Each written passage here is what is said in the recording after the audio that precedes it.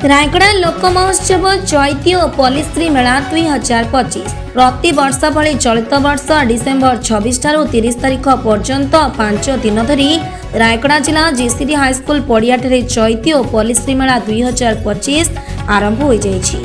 रायगड़ा जिलापाल आशुतोष कुलकर्णी पौरोहित्य सजई होइछि चैती पड़िया। शुक्रवार अपराह्न मां मझी करियाणी मंदिर में पूजा अर्चना पर कलश यात्रा चैती मशाल नहीं श्रद्धा श्रीक्षेत्र रायगड़ा श्री जगन्नाथ मंदिर आज्ञामाल चतुर्धा मूर्ति को नहीं चैती मंडप जाए पारंपरिक वाद्य डंगरिया और लांचिया सौरा परचा भली आदिम आदिवासी नृत्य ढेमसा स्थानीय कलाकार वृंदों नृत्य डीजे और संकीर्तन ताले ताले विराट शोभायात्रा बाहर जीसीडी चैती पड़िया पहुंची जिला संस्कृति परिषद अध्यक्ष तथा जिलापाल श्री कुलकर्णी सभापतित्व आयोजित उद्घाटनी समारोह में ओडिशा सरकार मत्स्य और प्राणी संपद विकास मंत्री गोकुलानंद मल्लिक मुख्य अतिथि भाव जोगदे चैती महोत्सव उद्घाटन करते। कोरापुट सांसद सप्तगिरी उल्लाका रायगड़ा विधायक काटराका अपलस्वामी विषमकटक विधायक नीलमाधव हिकका गुणुपुर विधायक सत्यजित गमांग अतिरिक्त जिलापाल साधारण नवीन चंद्र नायक सम्मानित अतिथि भाव जोग देखा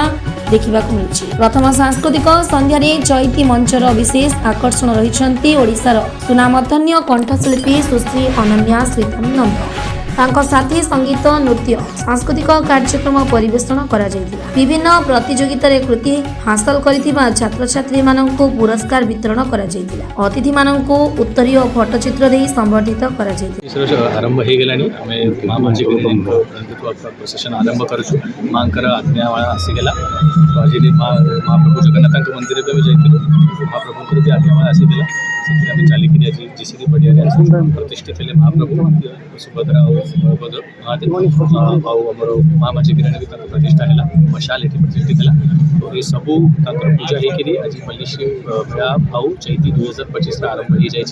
आज प्रथम दिन अच्छे आमर गेस्ट मैंने भी आसवे तार ऑफिशियल इनॉग्रेशन होकर कल्चरल परफॉर्मेंस स्टार नाइट को आरंभ देखु आज हूँ गोटे सौभाग्यर दिन। आज जो रायगड़ार परंपरा पर्व चैती पर्व पल्लीश्री मेला उद्घाटन करिवार मते सौभाग्य मिली मौका मिली तेणु मुझे धन्यवाद देवी जो जिला प्रशासन एवं संस्कृति विभाग मिलित आनुकूल्य ये गोटे भव्य दिव्य कार्यक्रम आयोजन करिसेंती।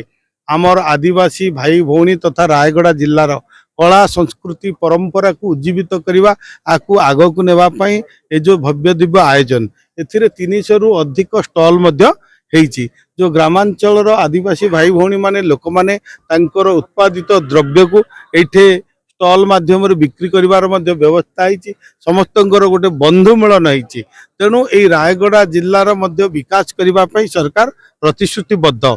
এই অঞ্চলর শিক্ষা স্বাস্থ্য গমনাগমন পিবা পানি पर्यटन क्षेत्र प्रत्येक दिगरे आज सरकार विकास दिगरे आज सरकार काम करुचंती। आमर जो लक्ष्य रही विकसित भारत विकसित ओडिशा जेतल ओडिशा विकसित राज्य रे 2036 रे परिणत हम बिना रायगड़ा बा अनडिवाइडेड कोरापुट जिला को आम छाड़ी करि परिबा नाही।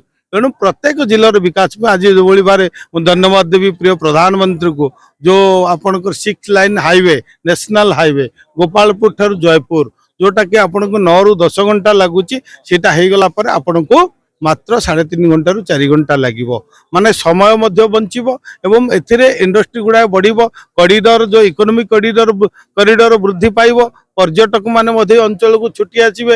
एठी आपनकर महेंद्रगिरी आरंभ करी गजपति गंजाम जिलार कोरापुट देवमाली पर्यंत पूरा प्राकृतिक संपद पर्यटन स्थल रे भरपूर रही। तेणु पर्यटन लोक माने एठी आसिले आमर एठी लोक मानकर मध्य आय मध्य वृद्धि हबो रोजगार मध्य बढ़िबो।